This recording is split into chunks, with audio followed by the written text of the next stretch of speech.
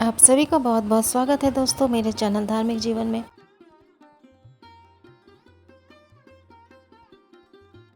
जय श्री कृष्ण मित्रों, तो कैसे हो आप सब? उम्मीद करते हैं बढ़िया होंगे और अपने जीवन में गीता के ज्ञान को सुनकर अपने जीवन को बेहतर बनाने की कोशिश कर रहे होंगे। तो आज हम लोग भगवत गीता का चौथा अध्याय देखेंगे।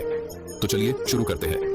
भगवत गीता का चौथा अध्याय का नाम है ज्ञान कर्म संन्यास योग। भगवत गीता का चौथा अध्याय ज्ञान कर्म संन्यास योग के नाम से जाना जाता है। गीता का अध्याय 4, जिसे ज्ञान योग कहा जाता है, ज्ञान कर्म और भक्ति के संबंध में महत्वपूर्ण संदेश प्रदान करता है। आइए इस अध्याय को विस्तार से समझते हैं। अध्याय 4 ज्ञान योग। 1 ज्ञान का प्रकट होना। भगवान श्री कृष्ण बताते हैं कि उन्होंने पहले इस ज्ञान को सूर्यवंशी राजाओं को दिया था। यह ज्ञान सदियों से चला आ रहा है और अर्जुन को इसे समझाना आवश्यक है।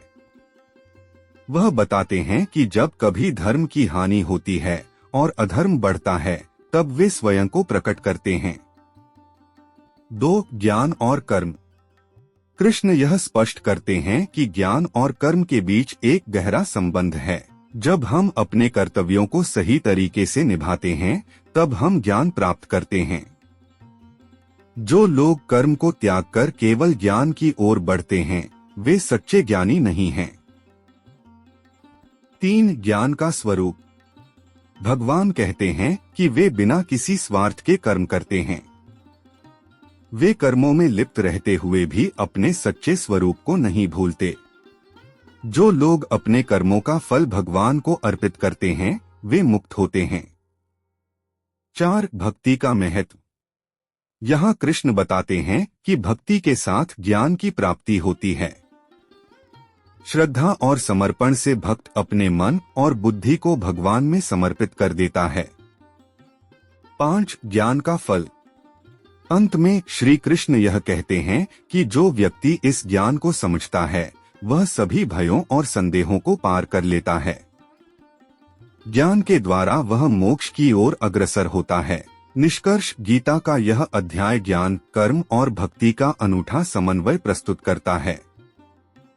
यह सिखाता है कि ज्ञान केवल तात्विक नहीं है, बल्कि इसे जीवन में उतारना भी आवश्यक है।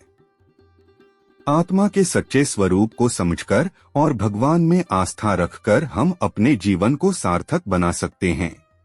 इस प्रकार ज्ञान कर्म संन्यास योग एक व्यक्ति के जीवन में ज्ञान कर्म और संन्यास की सही भूमिका को समझाता है और मार्गदर्शन प्रदान करता है। तो इस अध्याय से हमें क्या शिक्षा मिलती है? कर्म करते हुए भी हम अज्ञान के बंधन से मुक्ति प्राप्त कर सकते हैं। सही ज्ञान प्राप्त करने से कर्म को भगवान की सेवा के रूप में किया जा सकता है। भगवान का अवतार धर्म की पुनर्स्थापना और सज्जनों की रक्षा के लिए होता है। इस प्रकार अध्याय 4 में ज्ञान, कर्म और संन्यास के माध्यम से मोक्ष की प्राप्ति का मार्ग बताया गया है। वीडियो पसंद आई है तो कमेंट में जय श्री कृष्ण जरूर लिखें। धन्यवाद।